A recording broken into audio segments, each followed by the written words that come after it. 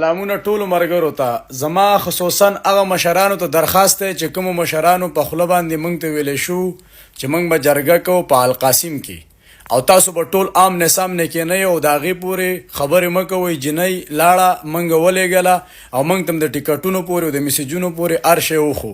زه هغه مشرانو ته دا وایم چې دا صرف جنۍ نه وه، دې جنۍ په سر باندې غونډ دیر کنځلی شوی دی. دیر 2 زیرلي دي.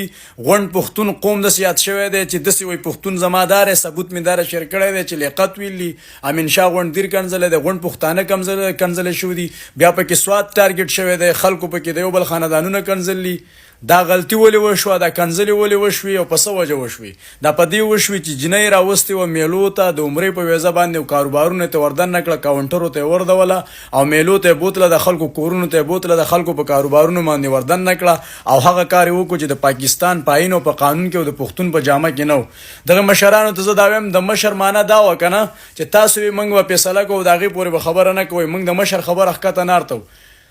موږ د اوسه پورې ستاسو انتظار وکړو، د هغه طرف نه موږ ټارګېټ کیږو، بار بار په موږ پسې په هر مجلس کې خبرې کیږي او موږ ستاسو مخه وکړه 14-15 ورځې موږ چپ یو.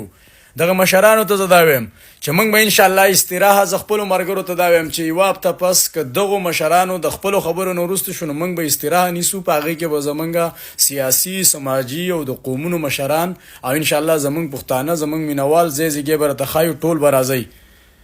زه دغه خلکو ته دا وایم ګوره چې کله داسې قامي جنګ 15 ورځې وشو دونه په غټه سطح، نو مشرانو له دا پکار دی که نه چې په هغې کې کیني او حق حق او غلط غلط، صحیح صحیح، تور تور او سپین سپین. موږ ستاسو انتظار کوو. تاسو خبره زړول غواړه او زه خبر هم د دې دغه کوو چې بس خبره ولاړه او تېره شوه، هغه اوس بیا وایي چې موږ نورې جینکۍ راولو، سبا له نورې راولو.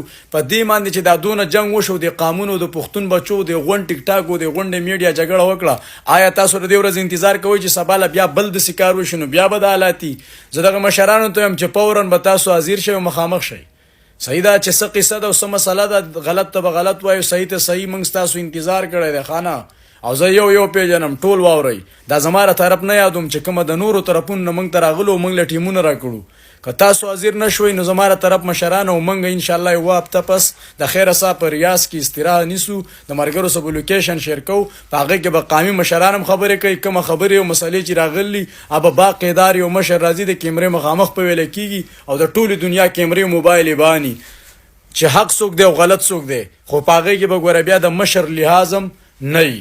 صحیح ده، دا خبره د ملک خبره وه او دا د قومونو خبره وه او دا خصوصا د پښتنو خبره وه او دا هغه تاریخ او هغه زبان ماتېدو چې کوم بټوره د ملک څه کړی او د هغې ماشاءالله ما او زما ملګرو ښه په نره اختلافات کړی دی، جنۍ هم پرې رسخت کړله. خو اوس په دې کې چې کومه تشدد، کنځلې وغیره وغیره الفاظ شروع دي نو اوس هم جاري دي. زه دغه مشرانو ته وایم چې لکه ستاسو وړه څه وایي، دا د قانونو بچي دي، خلک د خلکو خویندې کنځي، په انډیوالو کې لانجې دي، په دیرو کې لانجې دي. د دې مسئلې حل دنیا ته وښایئ، تور ته تور ووایئ او سپین ته سپین ووایئ. که تاسو د جمعې پورې اکشن واغستو، څنګه خبرې هم کړې هغه شانتې وي، صحیح ده که نه وي، موږ به بیا انشاءالله پروګرام کوو د پښتنو د قانونو. ټول به حاضرېږئ چې کوم ته وایو، که حاضر نه شوئ موږ به بیا غلط نه یو. بقایا زه دا ویم هر هغه ډله د اوس بړوا ته چې کوم د بړواتوب نظر لري، که تاسو هر څونه هم شئ انشاءالله په پښتون باندې بړوا نشي سوا کېدی. ولې د پښتون نظریه د پښتونولۍ ده او بړواګان ډېر په کم تعداد باندې دي.